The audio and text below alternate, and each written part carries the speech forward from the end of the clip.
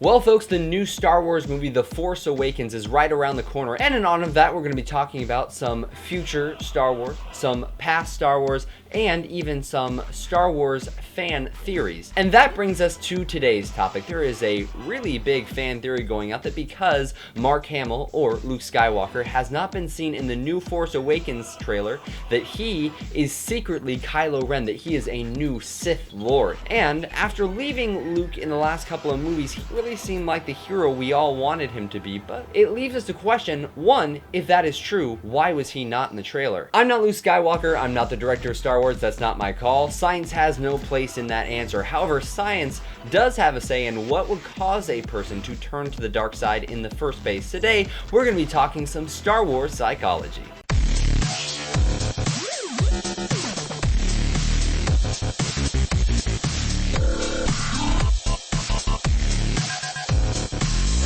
Today we're going to be taking the Sith code and the Maslow hierarchy of needs, one of my favorite psychological tools, to determine what exactly a Sith would need to turn psychologically to the dark side. The Sith have a code. Peace is a lie. There is only passion. Through passion, I gain strength.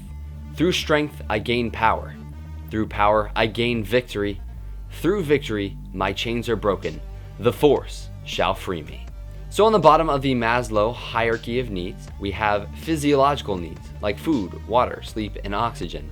On the second level, we have safety and security, shelter, family, income, health, social stability. The third level is love and belonging, friends, family, intimacy. The fourth level, self-esteem, confidence, achievement, respect of others. And the fifth and top level, self-actualization, morality, creativity, expression.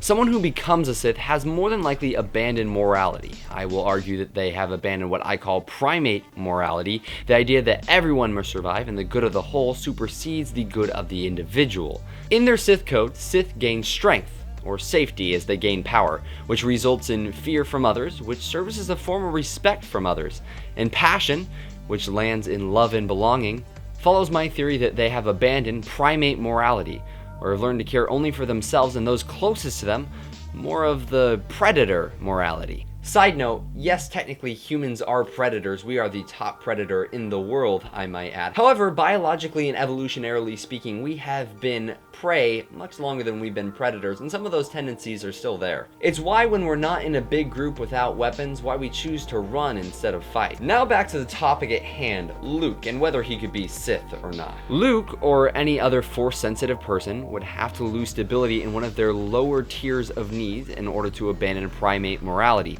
So perhaps they lacked respect from others. Maybe they were achieving nothing significant, or their friends and family were threatened. For a moral person, it is very easy to lose primate morality if the people closest to you are threatened.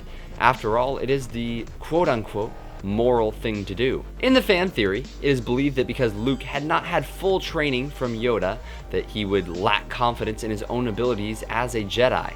There goes the self-esteem tier, and morality falls, or primate morality falls. And because he doubted his own ability as a Jedi, he would therefore begin to fear for the safety of his friends and families, Han and Leia, and might therefore abandon the Jedi morality and use emotion or passion, the foundation of the dark side, to defeat the more experienced Force wielder like Darth Vader. We see this sort of morality abandoned regularly in everyday life with disaster victims who kill and steal in order to survive and save their loved ones. When Anakin turned to the dark side, we saw it happen when his mother or wife were in trouble. When Count Dooku turned to the dark side, it was because he befriended Senator Palpatine, who gave him value by befriending him and stoking his ego after he had suffered many losses as a Jedi general. After losing self-esteem and belonging in the Jedi Order because no one sympathized with his doubts or feelings of weakness, he found comfort only with Palpatine, who was destined to become the Emperor and the Lord of the Sith. It could happen to any Jedi should they stumble in their lower needs. Now, does that mean that Luke is Kylo Ren, or a Sith Lord for that matter? Well, not necessarily. We have people like Mace Windu who had the ability to experiment with the Force, even harness its power, but not actually turn to the dark side.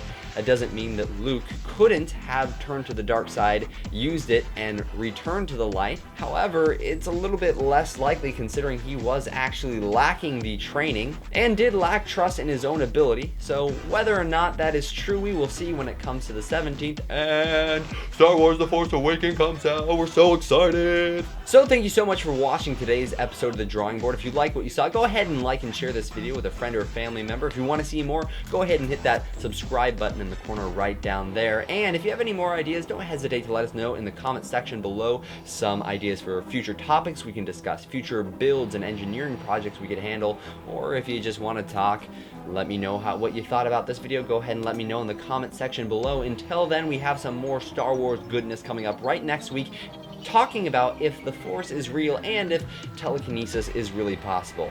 See you then.